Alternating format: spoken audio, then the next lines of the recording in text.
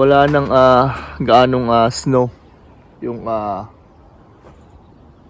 part nung garden po natin dito. Yung ditong banda sa may harap, yan na lamang po yung may snow.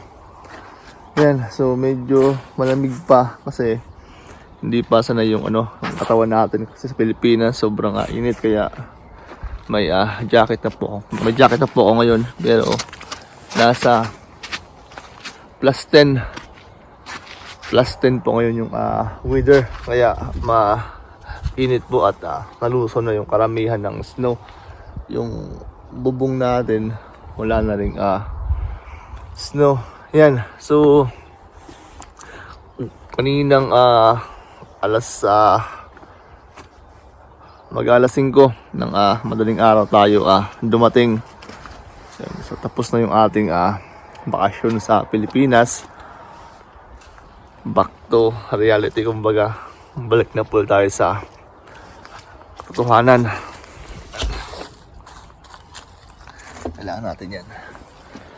Ayun, so wala pang bulaklak, wala pang dahon yung ating ating mga puno, yung ating cherry, yung ating mga ibang halaman, yung apple. Yun. Yan, so ganda na. Wala nang snow. Hindi natin inabot yung yung malamig na panahon ng February, Marso. Ito yung garden natin,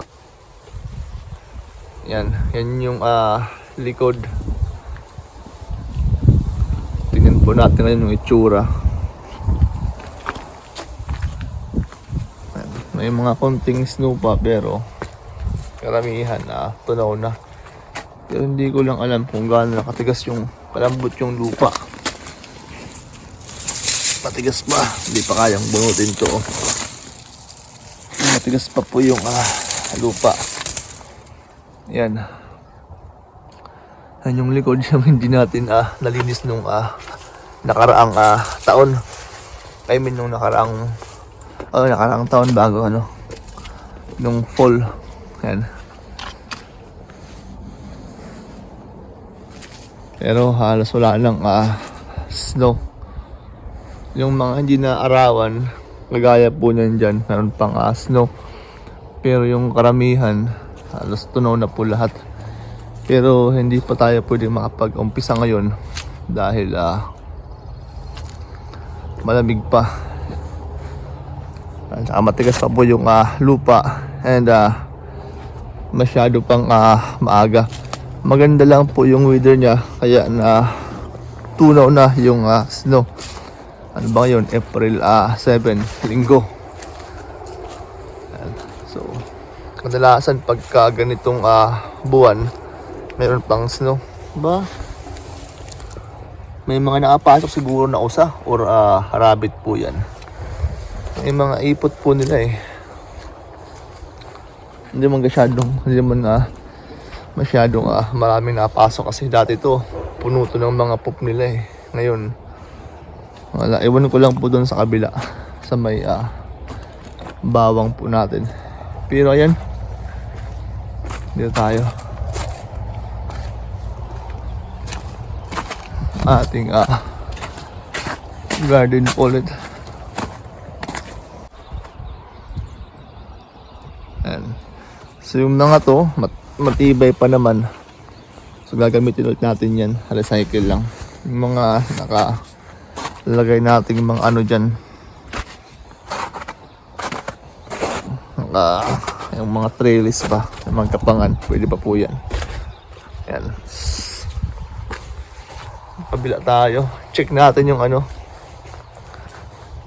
hindi ko matanggal to, yung inflatables natin. I-check natin yung bawang. Itong dalawang rest bed, may garlic po kasi ito wala pang bumukol. Matigas pa yung matigas pa po yung lupa. Hindi pa kayang tumagos ng ating tanim ng mga bawang. Yan. Mga 2 linggo pa ata bago maano. Wala, matigas pa. Yan.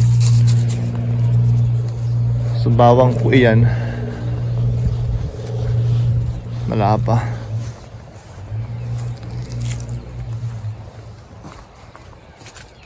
Kita ba yung ating halaman sa loob? Hindi ata. Ayan o, malunggay. Nabuhay siya, so hindi kita mamaya. Ayan. Punta natin dito. Ito yung side. Ayan. Buro pa dito, snow. Ito, madulas to.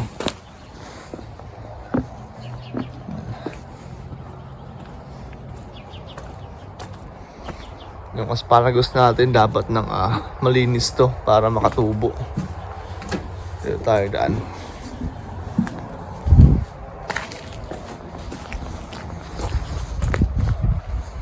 Ayan.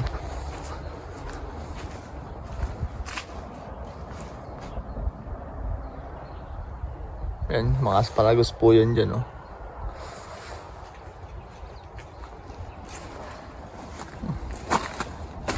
Ito pala, ayusin ko pa to dito. Walang daanan sa may gilid. Yan yung garden po natin sa may likod.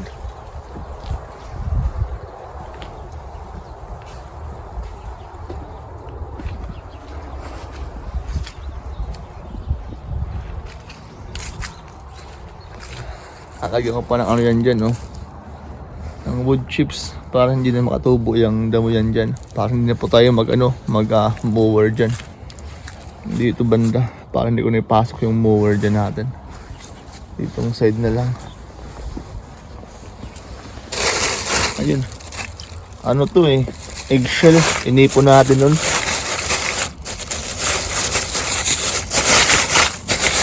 Maganda to sa halaman eh. Ayan o. Dudurugin ko lamang yan. Eggshell. Yan yung garden po natin. Yan. Pagkagising ko, diretso po agad ako labas. Diretso ako agad yung garden po natin kung ano ng itsura. Yan. Wala pa naman. So kagabi pala, pagdating namin, baka pahinga ng may kanyang madaling araw, baka pahinga ng kaunti. Start na po kaming magbabad ng mga buto kasi medyo late na nga tayo ngayon dahil yan, late na tayong dumating.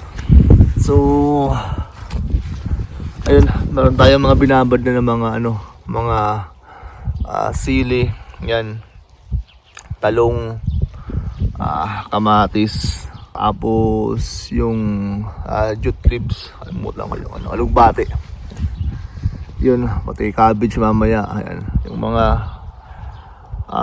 matagal tumubo, pero yung mga gumagapang natin hindi pa kami nag-start, pero baka ngayong linggo na to mag-start na rin po kami. So yung mga ampalaya, patula, kalabasa, wala pa. Pero yun, ang ganda kasi ng panahon, baka maaga po tayo makapag-garden po ngayon or ewan, kasi minsan kasi sa Abril, sa katapusan lagi ng Abril, meron last week ng Abril, lagi yan may lamig eh. So mahirap din na magsabay-sabay din yung ating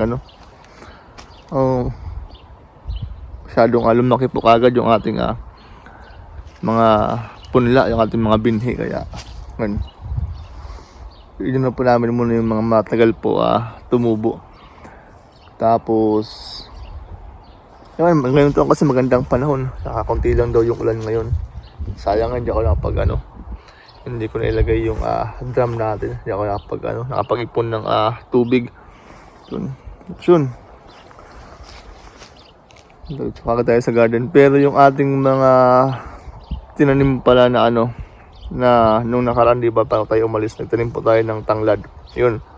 Ang ganda na po ng tubo. Ang lalaki na. Ang haba na. Pwede na po siyang ilipat tanim sana. Kaya lang matigas pa po yung lupa. So, ang ganda ng tubo niya ngayon kumpara nung nakarang taon. Kasi nakarang taon hindi ka nung maganda, pero ngayon maganda. Tapos yung ating kamote sa loob ng bahay, yung ating mga nakapunla, ang ganda rin po ng tubo na ng kamote. Ano pa ba, yung ating na-trim na ano, yung ating na-trim na malunggay, yun, nagka-dahon po siya ulit. Maganda po itong tubo niya. Tapos yung ating orchids, ang dami yung bulak-bulak. Yan.